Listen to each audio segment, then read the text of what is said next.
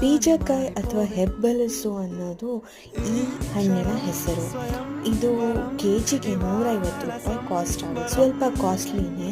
Mangaluru side ಹಾಗೂ Kerala side ಇದು ಸಿಗುತ್ತೆ. ನೋಡೋದಕ್ಕೆ ಹಲಸಿನ ಥರನೇ ಇರುತ್ತೆ.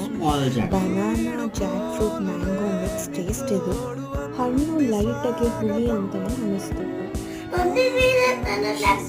BP ಹಾಗೂ ಕ್ಯಾನ್ಸರ್ಗೆ ಇದು ಒಂದು ಒಳ್ಳೆಯ ಮದ್ದಿನ ಫ್ರೂಟ್. ನೋಡ್ಕೊಂತೀನಿ ಬೀಜ ಐತಾ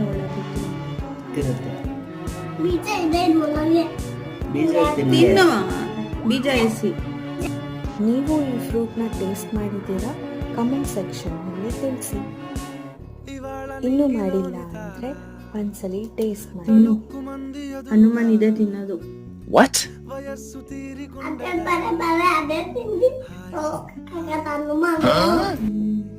You would like it.